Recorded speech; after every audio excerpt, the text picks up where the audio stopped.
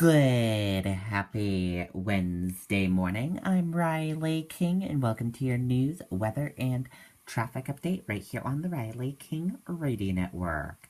Let's get started. First up, Nashua man accused of driving a school bus under influence. Let's take a listen to this video from WMUR News 9, Shelley Walcott. Record snowstorm, record February sales, and a record number of trade-ins. Our lots are full. Now Auto Fair Honda has declared a state of urgency. Now get new Civics $189 a month with zero down during the Honda Dream Garage sales event. Get top dollar for your trade. Plus, our goal is 100% credit approval. It's a state of urgency sale now through Monday. AutoFairHonda.com. Auto Fair makes it happen.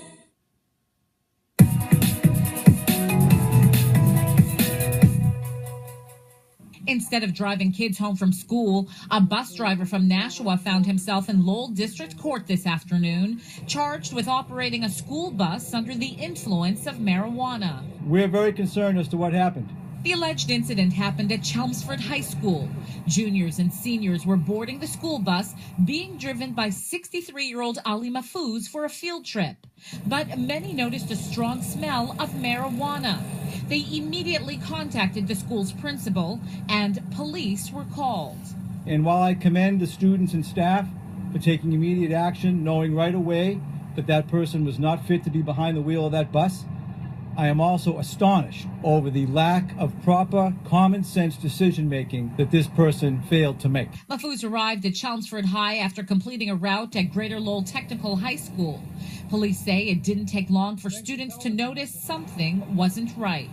He was extremely unsteady on his feet, bloodshot eyes, unable to communicate properly. Chelmsford superintendent alerted parents to the incident, and while it's no longer illegal to possess marijuana in Massachusetts, police allege Mahfouz's behavior was against the law. It was illegal to operate a motor vehicle under the influence of any substance, and it still is. And that's what this individual has been charged with. And the bus company North Reading Transportation has suspended Mahfouz pending the outcome of an investigation. Okay, and there you go on that report.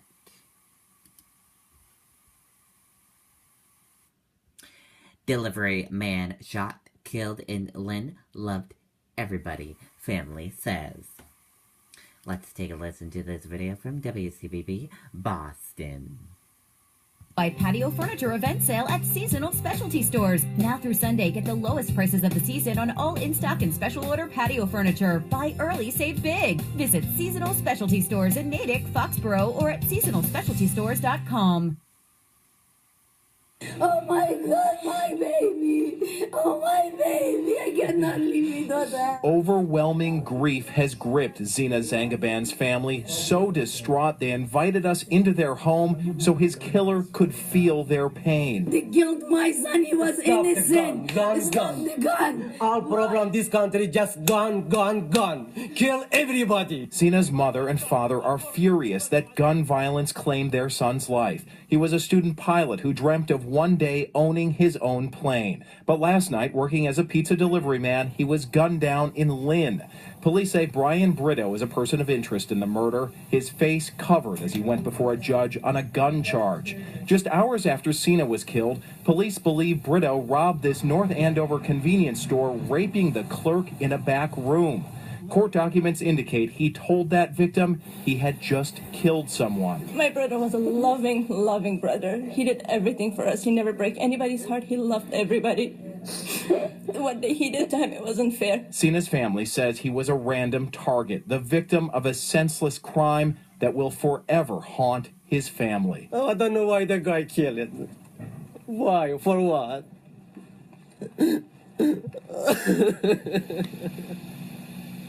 Just absolutely devastating for this family. They moved here to the United States several years ago from Iran. They moved here hoping to give their children a better future. We're live in Lynn tonight. John Atwater, WCVB News Center 5.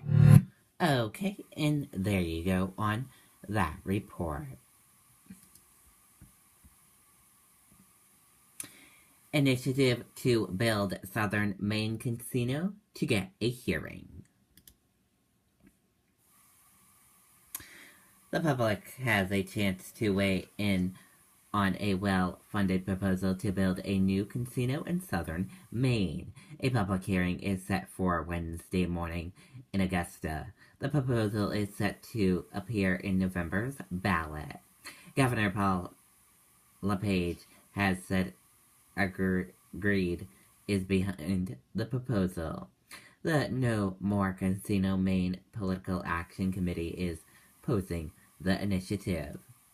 Lisa Scott of Horse Racing Jobs Fairness said in a statement that the casino proposal will preserve horse racing and provide hundreds of jobs.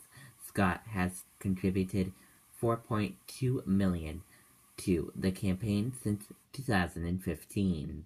The plan would allow a York County casino or slot machine operator license for Scott's brother, Sean, who sold his $5 million stake in Bangor Raceway more than a decade ago.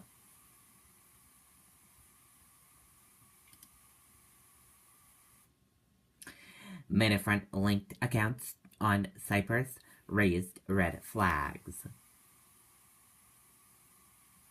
A bank in Cyprus investigated accounts associated with President Donald Trump's former campaign chairman, Paul Manafront, for possible money laundering to banking sources with direct knowledge of his business, here told NBC News.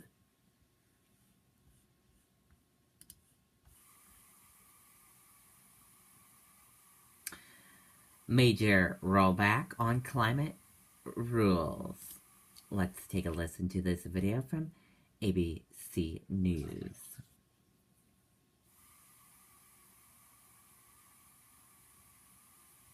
Swift action to roll back much of President Obama's climate change policies.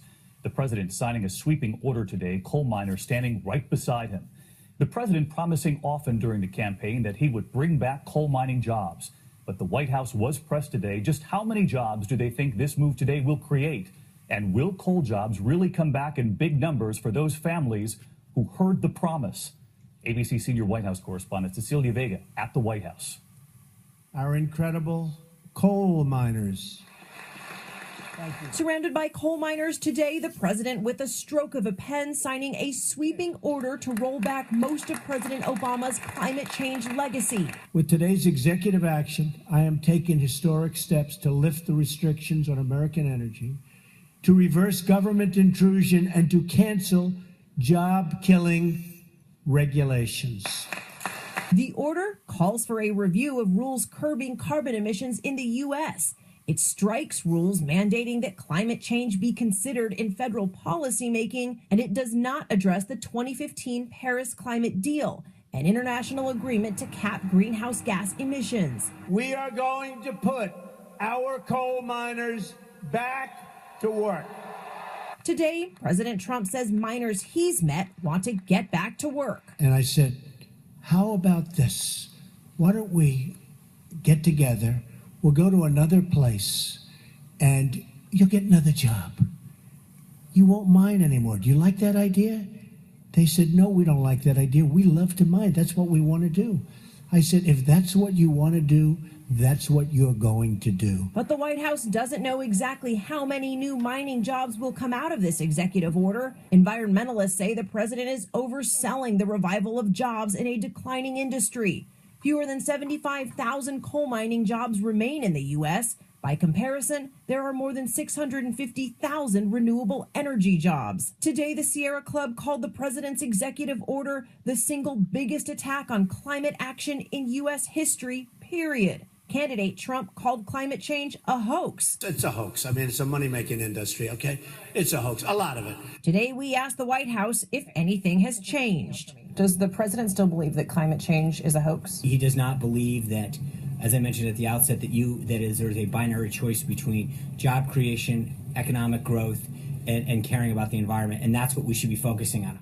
And Cecilia Vega with us live from the White House tonight. And Cecilia, as you know, so many coal mining families heard those promises during the campaign from then candidate Donald Trump.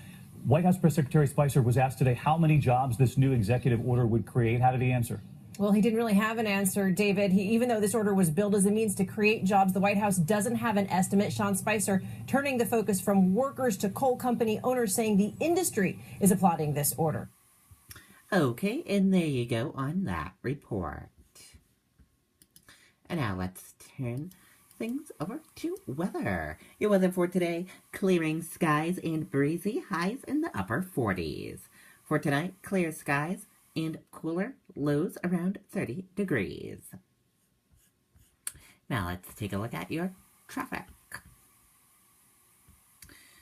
And here's a live look at your traffic right now. We're seeing a lot of green roadways, and we have a few yellow areas and a few little tiny red areas. Otherwise, no major problems on your roadways, and your traffic is moving pretty good on your Wednesday morning, on your hump day. And that does it for your news, weather, and traffic update right here on the Riley King Radio Network. I hope you all have a great rest of your day and see you back here later on today. Bye, everyone.